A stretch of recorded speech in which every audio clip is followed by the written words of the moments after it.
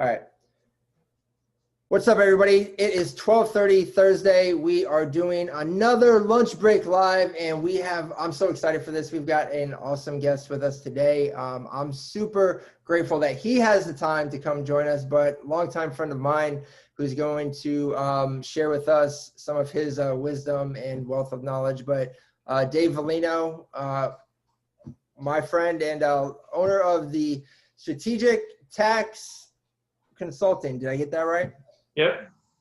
All right. Yeah, man. I appreciate you jumping on and being here with us.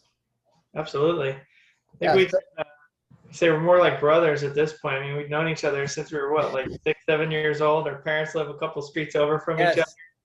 Yeah. Like 2 streets over. My parents still live in the same house right now. His parents still live in the same house right now. 2 streets over. They've both been there for like, I don't know, 40 years almost now. We grew up two streets over from one another. He was always getting me in trouble. So but no, David though Dave's an awesome guy and super smart. And he is give us a background, like what your background is and like why you're on here today. Like tell us like kind of where you're at right now. Sure. So I went to USF, obviously, as you guys can tell here. Love the Bulls. Football team hasn't been too good lately, but we'll get back there eventually. I went to college, got my accounting degree from USF, went out, started working for a small accounting firm where I got to learn everything. I decided not to go the Big Four route because I'd heard from other people and learned like you get stuck in your, one wheelhouse there. You do one thing, and it's very specific. Yeah. You don't get to do everything. So I decided to go the small accounting firm route, did that for a couple of years, then ended up going to work for a big firm where we did tax and financial planning. Worked for the founding partner of the firm. It was actually the 40th largest accounting firm in the country at one point. I got to work for the guy that started everything, learned, all the tools of the trade for almost 9 years before they got bought out. And I decided it was time to move on and start my own business. And so here we are today, a little over 4 years later, and it's been really good. It's been a good ride. I got you. So you work a lot. You do a lot with helping people like with their finances from the standpoint of like their taxes and preparation and making sure all those things are in order. Right. So the way I'm different than your normal planners is I come at everything from a tax point of view. So everything is based on your tax return and how we can mitigate and lower your taxes, not just, okay, let's try and make you money, Yeah. How do we keep what you're earning in your pocket? Because taxes are actually the largest expense you'll ever face. Besides your mortgage, that's the biggest expense. So if I can help you lower those, that helps out a lot, especially when you're doing higher end planning with people and small business and stuff like that.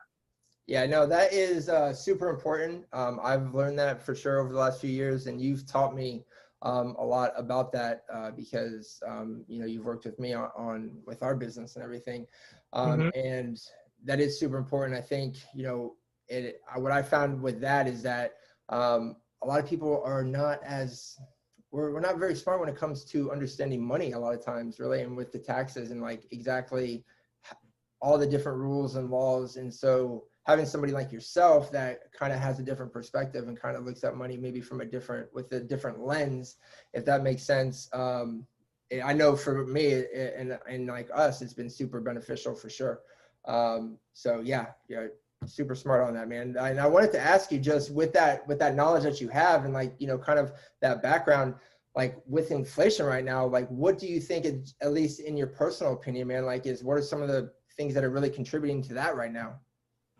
Well, I think there's a lot of things contributing to it, but as far as like the biggest things, the first thing I would say that kind of started it was the stimulus checks that went out. So they, when the government put those out under the last 2 administrations, they literally put out a third of the entire economy's output for 1 year in basically that time period. So of course, when you have that and you put, extra dollars into the system. So for example, if you had $100, right, you put 33 more dollars out there, right, that's going to cause everything to go up in price. So that's kind of what started it.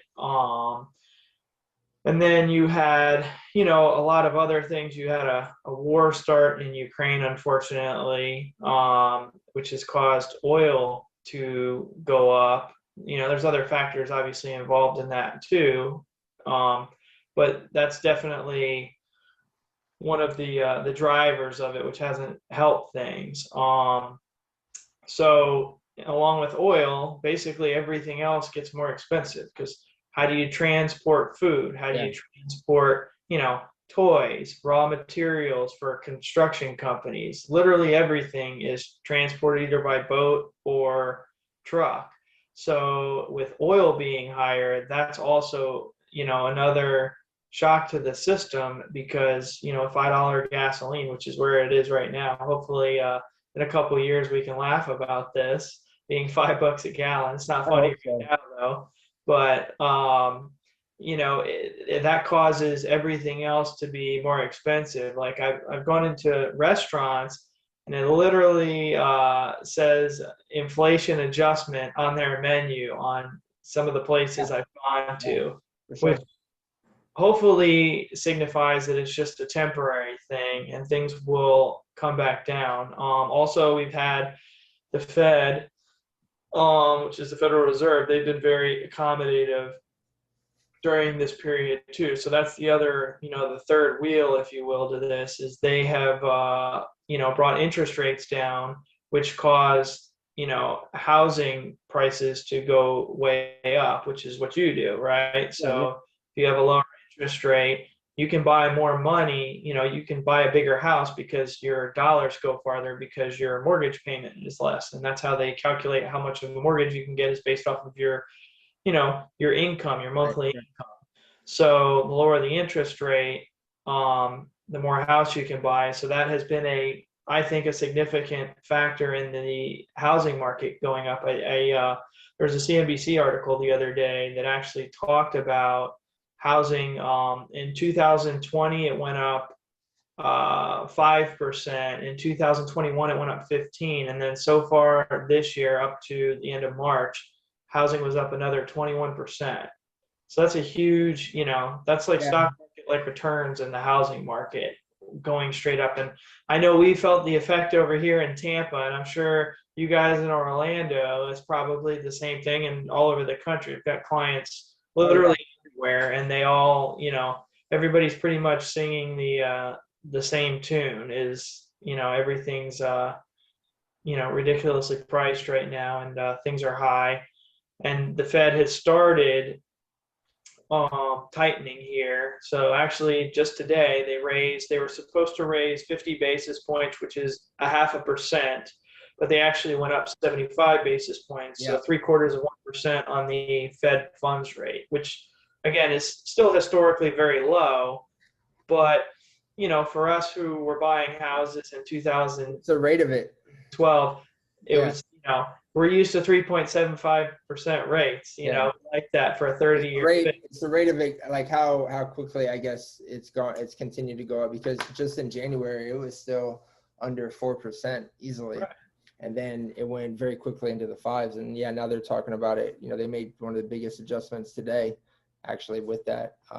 And with that too, with the market, I think depending on what you're reading, sometimes with those numbers, I always want to see where they're pulling those numbers from, because obviously, depending on what their message they're trying to convey. But the appreciation, depending on where the market has been, and where you live, has been anywhere from 10 to 15 to 20, 25% over the last year, because of the low inventory and the low interest rates, and we haven't had enough homes. So it's going to take us, we're not even yet back at the same level of building the same amount of homes that we were pre-2008, which was 3 million a year at the time. We're barely hitting 1 million right now. It's going to take a while. And I would say, with that, as for most people that are, that are working every day, that are, definitely feeling the effects of this, is there anything that they can make sure that they're doing just to kind of help them, maybe just kind of not get hit as hard, I guess, be as prepared as possible for their taxes and with their budgeting and things like that? Yeah, I mean, I would say right now what I would definitely maybe cut back on, going out to eat, stuff like that, things that you don't have to spend money on. I know utilities have gone up this year for everybody. So fixed costs, there's really nothing you can necessarily do about, but your extracurricular spending, stuff like that, like, getting the Starbucks coffee every morning. Maybe you go to Dunkin' Donuts instead of Starbucks. I don't drink coffee, so I don't have to worry about that. But I know a cup of Starbucks is probably close to $5 or something now, which is $5.88 for a grande caramel crunch latte. Don't ask me how I know that, because I got a 14-year-old daughter, but that's how I know that. coffee. Yeah, I can tell you exactly how much it costs. $5.88 for a cup of coffee. Yeah. So, there's things like that. Tax wise, I tell my clients to do like a spring cleaning. Yeah. So go through your old stuff, get rid of things, donate them to Goodwill. If you're itemizing deductions, that will help you next year on your taxes. They usually give you a slip with that, and they put some sort of a value on there for you. So things like that, maybe not spending as much. Another thing, unfortunately, is don't drive your car unless you absolutely have to. So if you can work from home, which I know a lot of us can now, things have obviously changed. I would fully take advantage of that, not get in rush hour traffic and drive, because gas at $5 a gallon is expensive. Well, it actually made me think of another question that I didn't tell you that I was going to ask you, but I'm going to take this in a different direction really quick. But with that, it was with the spending and things like that. Are there any apps or anything like that people can download that maybe will help them kind of track their spending that you know of, or can recommend anything like that that's out there? Gas mileage? Yeah, there's some free ones out there. There's like Mint is one of them. Yeah. Another one is Personal Capital. I personally like that one the best, and it kind of works like QuickBooks. And again, I'm an accountant, so I use QuickBooks. So for people that don't use QuickBooks, QuickBooks is just a program, a bookkeeping program, but also you can use it to do budgets and stuff like that. So Personal Capital, I know I have a software that does it too for my clients that I pay for, so they'd have to pay for the software to use it, but it's expensive. So, instead of just call me or come to me, if you're on your own and you want to explore, like Personal Capital is really good. So it's got it to where you can load your bank accounts, your credit cards, everything else you can think of in there, and it'll give you net worth at any given time whenever you log into it. But also it has a budgeting tool. So you can go in and code stuff like you would in QuickBooks, again, Starbucks, right? You can code that, whatever that latte was, caramel, whatever it was, you can code that to meals and entertainment. And then you can actually track and see what you're spending on food every month, gas, utilities, cell phone, your insurances, all that stuff. And then you can kind of use that as a budgeting tool as well to see where you're spending. And then it'll tell you if you're overspending or not. So I know that there's free tools out there, and, kind of how I think Personal Capital gets their money is, if you sign up with them to talk to one of their financial planners or something like that, that's how they make money off it. But the tools are really good. So there's definitely resources out there. We have more than enough technology. I think just taking a moment to, actually track it and take those 2 seconds to actually do it. Because once you can look at where everything is going, then you have a way to assess it and, actually where can we move money. So that's really good. With the last thing I was going to ask you is, with a lot more people working from home now, which you also mentioned as well. Are there any are there any tax benefits to that or anything that they can maybe think of in that regard to help save money on taxes now that their office is now at home now? Right, which is a good question. So, unfortunately, if you are an employee, the answer is no. So, when they did the Tax Cuts and Jobs Act of 2018, that was one of the things that they had to get rid of was the unreimbursed employee expenses. So, you used to be able to take that stuff, before that, but once they, lowered everybody's taxes. They lowered your taxes, but also there was some Yeah. give in some places. So people that were taking that kind of stuff, they lost those deductions. So you can't do that Nothing anymore. is free. Not Right, just going to give you something. right, exactly. That there's always give and take to everything. Don't let the any of them fool you. Yeah. There were a lot of good things to when they changed the tax code, but there were some things that I necessarily didn't like too. So there's good and bad with everything. But if you are self-employed like me and you are, yes, you can deduct a home office. Your home office has to be a dedicated office.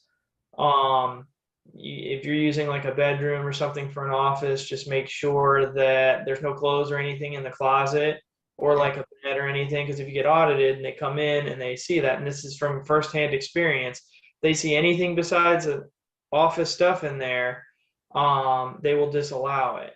But for the home office, you get to write off a piece of your electric, your insurance, your HOA, your mortgage interest, real estate taxes, um, pretty much everything that goes along, that you spend money on in your house, you can potentially write some of it off or a piece, whatever the home office portion is.